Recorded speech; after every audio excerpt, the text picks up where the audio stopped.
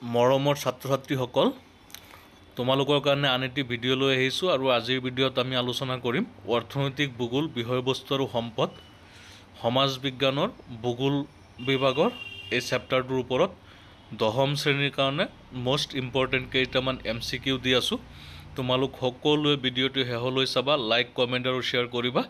এইবিলাক তোমালোকৰ প্ৰথম ইউনিট টেষ্ট পৰীক্ষাত কমন থাকিবই। ইয়াৰ পৰা যিসকল মৰিগাঁও ডিষ্ট্ৰিক্টৰ ছাত্ৰ-ছাত্ৰী আছে তোমালোকে এটাও কিন্তু মিছ নকৰিবা, ইয়াৰ পৰা তোমালোকৰ আহিব।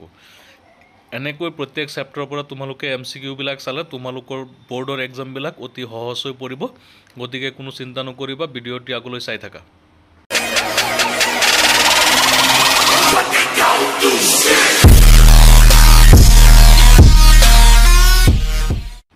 প্ৰথম কুৱেশ্যনটো দিয়া হৈছে, তলৰ কোনটো বৃত্তিৰ পৰা অনুন্নত দেশৰ ৰাষ্ট্ৰীয় আয়ত সৰ্বাধিক বৰঙণি আহে? ক প্ৰাথমিক বৃত্তি, খ দ্বিতীয়ক বৃত্তি, গ তৃতীয়ক বৃত্তি, ঘ চতুৰ্থক বৃত্তি। ইয়াৰ শুদ্ধ অপশ্যনটো হৈছে ক প্ৰাথমিক বৃত্তি। যিসকল অনুন্নত দেশ আছে সেই দেশবিলাকৰ কাৰণে এইটো অতি জৰুৰী, যেনে কৃষিখণ্ড প্ৰাথমিক বৃত্তিত পৰে। কৃষি কাৰ্যৰ পৰা যিখিনি উৎপাদন হয় অনুন্নত দেশবিলাক তাৰ পৰা অধিক বেছি পৰিমাণে ৰাষ্ট্ৰীয় আয় সংগ্ৰহ কৰে। 2 নম্বৰ, তলৰ কোনটো উক্তি শুদ্ধ? ক আধুনিক অৰ্থনৈতিক ভূগোলৰ পিতৃস্বৰূপ জনছ, খ আধুনিক অৰ্থনৈতিক ভূগোলৰ পিতৃস্বৰূপ জৰ্জ চি জহম, গ আধুনিক অৰ্থনৈতিক ভূগোলৰ পিতৃস্বৰূপ ডাৰ্কেনৱাল্ড, ঘ ওপৰৰ এটাও নহয়। ইয়াৰ শুদ্ধ অপশ্যন হৈছে খ আধুনিক অৰ্থনৈতিক ভূগোলৰ পিতৃস্বৰূপ জৰ্জ চি জহম। কুৱেশ্যন নম্বৰ 3, তলৰ কোনটো মানৱসৃষ্ট সম্পদৰ উদাহৰণ? ক বায়ু, খ পানী, গ ৰাস্তা ঘাট, ঘ সূৰ্যৰ পোহৰ। ইয়াৰ শুদ্ধ অপশ্যনটো হ'ব গ ৰাস্তা ঘাট, মানুহে তৈয়াৰ কৰে, গতিকে মানৱসৃষ্ট সম্পদ। 4 নম্বৰ, উপলব্ধ বা স্থায়িত্ব অনুসৰি সম্পদৰ ভাগ দুটা হ'ল? ক প্ৰাকৃতিক সম্পদ আৰু মানৱ সম্পদ, খ নৱীকৰণযোগ্য আৰু অনৱীকৰণযোগ্য সম্পদ, গ জীৱীয় আৰু অজীৱীয় সম্পদ, ঘ ওপৰৰ এটাও নহয়। ইয়াৰ শুদ্ধ অপশ্যনটো হৈছে খ নৱীকৰণযোগ্য আৰু অনৱীকৰণযোগ্য সম্পদ। 5 নম্বৰ, তলৰ কোনটো জীৱীয় সম্পদৰ উদাহৰণ? ক শিল, ইয়াৰ জীৱন নাই, বায়ু, ইয়াৰ জীৱন নাই, গ খনিজ সম্পদ, ইয়াৰ জীৱন নাই, ঘ মাছ, এইটোৰ জীৱন আছে, গতিকে শুদ্ধ অপশ্যনটো হ'ব ঘ।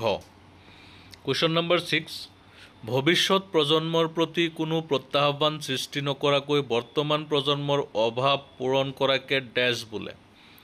ক বহনক্ষম উন্নয়ন, খ সামাজিক উন্নয়ন, গ ৰাজনৈতিক উন্নয়ন, ঘ অৰ্থনৈতিক উন্নয়ন। ইয়াৰ শুদ্ধ অপশ্যন হৈছে ক বহনক্ষম উন্নয়ন। বহনক্ষম উন্নয়ন হৈছে এনেকুৱা এটা বিষয় যাতে বৰ্তমান সময়ত আমি সম্পদৰ ব্যৱহাৰ কৰিবলৈ গৈ ভৱিষ্যতৰ ক্ষতি নকৰোঁ, গতিকে শুদ্ধ অপশ্যনটো হ'ব ক। 7 নম্বৰ, প্ৰখ্যাত অৰ্থনীতিবিদ জিম্মাৰমানৰ মতে সম্পদ হ'বলৈ বস্তুটোৰ দুটা গুণ থাকিব লাগিব। 1 নম্বৰ কাৰ্যকাৰিতা আৰু উপযোগিতা, 2 নম্বৰ কাৰ্যকাৰিতা আৰু সহযোগিতা। অপশ্যন ক কেৱল 1 শুদ্ধ, খ কেৱল 2 শুদ্ধ, গ 1 আৰু 2 দুয়োটাই শুদ্ধ, ঘ 1 আৰু 2 দুয়োটাই অশুদ্ধ। ইয়াৰ শুদ্ধ অপশ্যনটো হ'ব ক কেৱল 1 শুদ্ধ। তলৰ কোনটো প্ৰতিৰোধক মাটি হয়? প্ৰতিৰোধক মাটি, যাৰ পৰা মানুহৰ ক্ষতি হয়। প্ৰতিৰোধক সামগ্ৰী মনত ৰাখিবা যিবিলাকৰ পৰা মানুহৰ অপকাৰ সাধন হয়। অপশ্যন ক সাৰুৱা মাটি, খ অনুৰ্বৰ মাটি, গ বোকা মাটি, ঘ ৰঙা মাটি।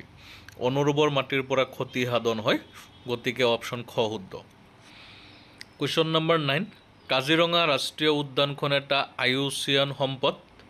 ক জাতীয় সম্পদ, খ ব্যক্তিগত সম্পদ, গ আন্তৰ্জাতিক সম্পদ, ঘ ওপৰৰ এটাও নহয়। ইয়াৰ শুদ্ধ অপশ্যনটো হৈছে ক কাজিৰঙা ৰাষ্ট্ৰীয় উদ্যানখন এটা জাতীয় সম্পদ। কুৱেশ্যন নম্বৰ 10, তলৰ কোনজন ব্যক্তি IUCNৰ লগত জড়িত?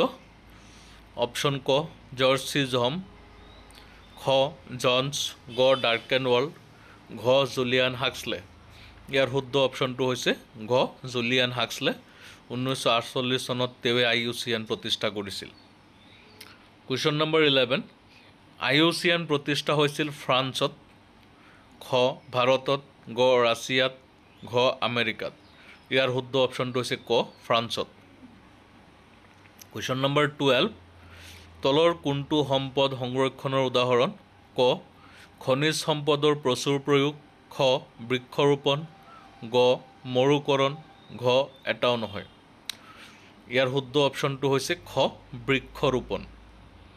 কুৱেশ্যন নম্বৰ 13, অধ্যয়ন আৰু গৱেষণাৰ জৰিয়তে প্ৰকৃতিৰ পৰা আহৰণ কৰা সম্পদ ব্যৱহাৰৰ উপযোগী অৱস্থালৈ ৰূপান্তৰিত কৰাকে ডেছ বোলে? ক পুনৰাৱৰ্তন, খ বৰ্জিত দ্ৰব্যৰ পৰিমাণ হ্ৰাস, গ বিকল্প সম্পদৰ সন্ধান, ঘ অভিযোজন। ইয়াৰ শুদ্ধ অপশ্যনটো হৈছে ঘ অভিযোজন। Question number 14, my work is above religion or politics, it is about nature. মোৰ কৰ্ম, ধৰ্ম আৰু ৰাজনীতি ঊৰ্ধত, ই প্ৰকৃতিৰ লগত জড়িত। উক্ত কথাষাৰি কোনে কৈছিল? ক যাদৱ পায়েং, খ মনোজ গগৈ, গ ৰাজেন্দ্ৰ সিং, ঘ ওপৰৰ এটাও নহয়। ইয়াৰ শুদ্ধ অপশ্যন ক যাদৱ পায়েং। এইটো তোমালোকৰ চিলেবাছৰ বাহিৰত জেনেৰেল নলেজৰ ওপৰত ভিত্তি কৰি দিয়া কুৱেশ্যন। কুৱেশ্যন নম্বৰ 15, তলৰ কোনটো উক্তি শুদ্ধ?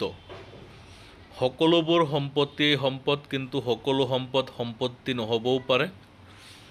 2, সকলোবোৰ সম্পদেই সম্পত্তি, কিন্তু সকলো সম্পত্তি সম্পদ নহ'বও পাৰে। ক 1 নম্বৰটো শুদ্ধ, খ 2 নম্বৰটো শুদ্ধ, গ 1 আৰু 2 দুয়োটাই শুদ্ধ, ঘ 1 আৰু 2 দুয়োটাই অশুদ্ধ। ইয়াৰ শুদ্ধ অপশ্যনটো হৈছে ক 1টো শুদ্ধ।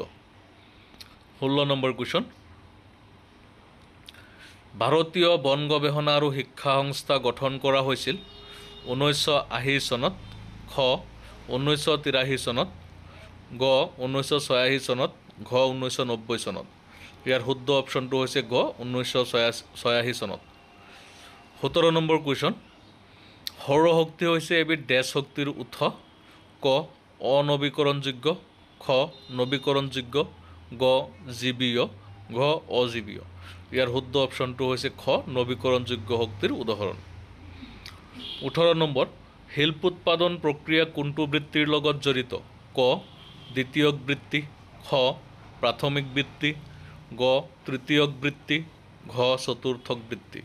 ইয়াৰ শুদ্ধ অপশ্যনটো হৈছে ক দ্বিতীয়ক বৃত্তি। 19 নম্বৰ কুৱেশ্যন, তলৰ কোনটো আন্তৰ্জাতিক সম্পদৰ উদাহৰণ? ক ৰাষ্ট্ৰীয় উদ্যান, খ শিক্ষানুষ্ঠান, গ মহাসাগৰৰ অন্তৰ্নিহিত সম্পদ, ঘ ওপৰৰ এটাও নহয়। ইয়াৰ শুদ্ধ অপশ্যনটো হৈছে গ মহাসাগৰৰ অন্তৰ্নিহিত সম্পদ। কুৱেশ্যন নম্বৰ 20, যিবোৰ সামগ্ৰীয়ে মানুহৰ কোনো ধৰণৰ উপকাৰ বা অপকাৰ সাধন নকৰে তাকে ডেছ বোলে? ক নিৰপেক্ষ সামগ্ৰী, খ কৃষিজাত সামগ্ৰী, গ উদ্যোগিক সামগ্ৰী, ঘ ওপৰৰ এটাও নহয়। ইয়াৰ শুদ্ধ অপশ্যনটো হৈছে ক নিৰপেক্ষ সামগ্ৰী। নিৰপেক্ষ সামগ্ৰীয়ে মানুহৰ উপকাৰ বা অপকাৰ সাধন নকৰে। এইকেইটা কুৱেশ্যন তোমালোকে ভালকৈ চাবা। ইয়াৰ পৰা তোমালোকৰ পৰীক্ষাত কমন থাকিব ফাৰ্ষ্ট ইউনিট টেষ্টত বা আগৰ পৰীক্ষাবিলাকত। এনেকৈ তোমালোকে শিকি যাবা। মই আৰু বেলেগ বেলেগ চেপ্টাৰৰ ওপৰত তোমালোকৰ কাৰণে কুৱেশ্যন লৈ আহিম। তোমালোক সকলোৱে ভালকৈ পঢ়িবা। ভিডিঅ'টো লাইক কৰিবা, শ্বেয়াৰ কৰিবা আৰু কমেণ্ট কৰিবা। ধন্যবাদ।